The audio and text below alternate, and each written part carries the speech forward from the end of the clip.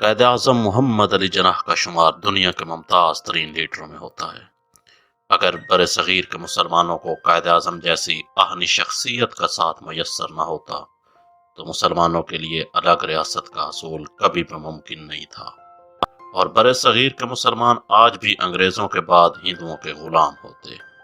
یہ اللہ تعالی عز و جل کا بر صغیر کے مسلمانوں پر بے پایاں کرم و احسان تھا کہ اللہ تعالیٰ نے مسلمانوں کو قائد اعظم جیسی مخلص، دیانتدار اور قد آور شخصیت سے نوازا۔ یہ قائد ہی تھے جنہوں نے اپنی خرابی صحت کے باوجود دن رات ایک کیا اور مسلمانوں کے لیے ایک الگ مملکت پاکستان کا وجود ممکن بنایا۔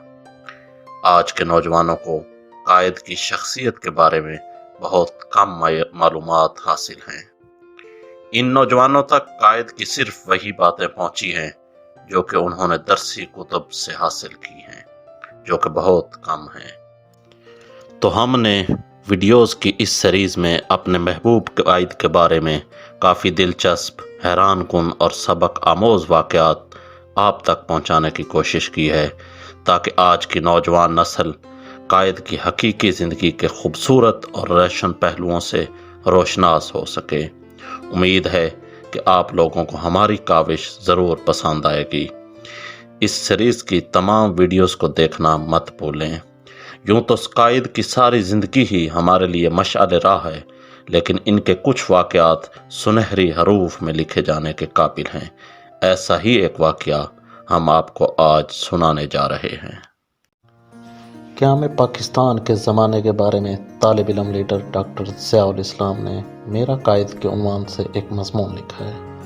وہ کہتے ہیں، مسلم لیگی اور کانگریسی لیڈروں نے کیبنٹ مشن کے اہم رکن کرپس سے مذاکرات شروع کیے تو قائد اعظم لاہور تشریف لائے۔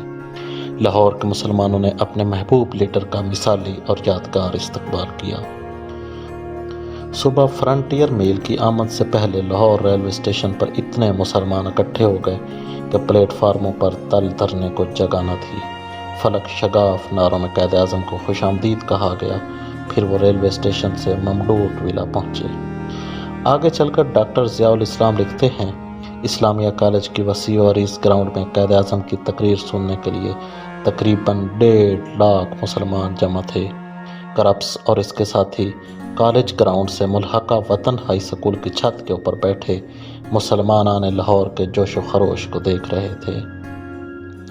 میں مسلم اسٹوڈنٹ فیڈریشن کا رضاکار تھا اور میری ڈیوٹی اسٹیج کی پشت پر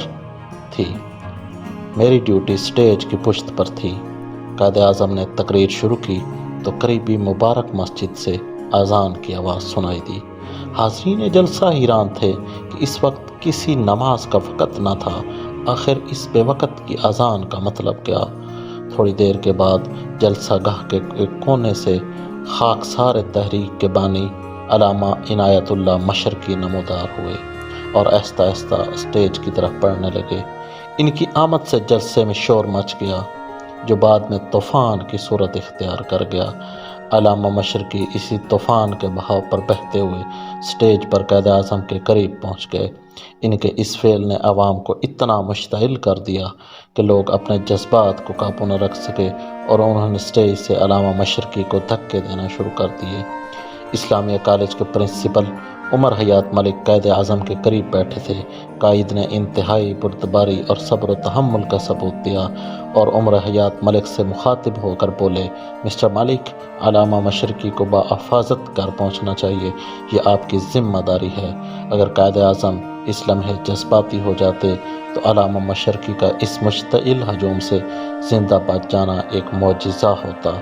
ڈاکٹر ضیاء الاسلام نے ایک اور واقعہ بھی کچھ اس طرح بیان کیا ہے کہ قائد کی اپیل پر اسلامیہ کالج لاہور کے طلباء کلاسوں سے نکل کر سیاست کے میدان میں آ پہنچے۔ میں نے بھی اس اپیل پر لبیک کہا۔ ان دنوں مجھے اپنے بانجی کی شادی کے سلسلے میں بمبئی جانا پڑا۔ دوسرے دن میں عقیدت و احترام کا جذبہ لیے اور دھڑکتے دل کے ساتھ قائد اعظم کی کوٹھی پر پہنچا اور ان کے سیکرٹری کو بتایا، میں پنجاب سے قائد اعظم کو ملنے آیا ہوں، میری ان سے ملاقات کرا دیں۔ قائد اعظم کے سیکرٹری نے ہمارے محبوب لیڈر کی مصروفیات کی وجہ سے ملاقات کرانے سے معذوری ظاہر کی۔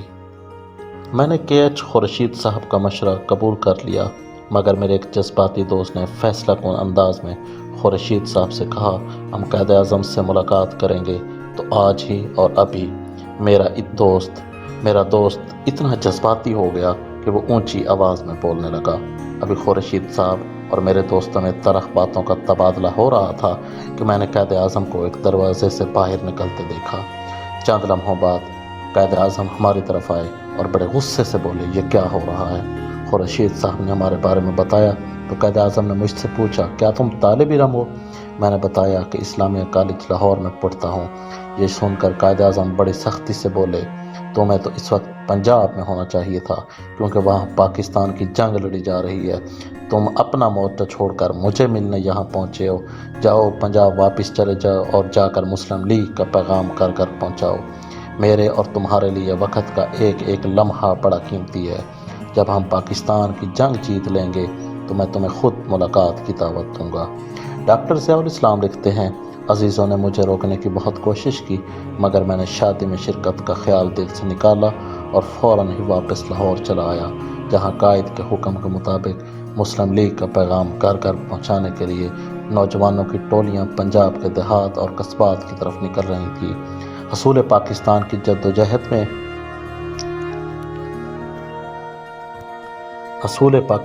جدوجہد میں کالجوں اور سکولوں کے طلباء ہر اول دستے کے سپاہی تھے۔ انہوں نے قائد اعظم کی قیادت میں ایک ناممکن خواب کی تعبیر پوری کر دکھائی۔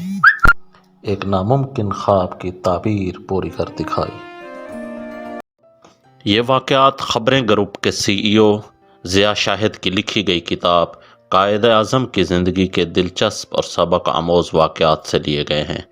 وہ لکھتے ہیں کہ قائد اعظم کے سال کی نسبت سے میں نے PTV ورلڈ کے پروگرام کسان ٹائم کے لیے 5 منٹ کا ایک واقعہ ریکارڈ کروانا شروع کیا۔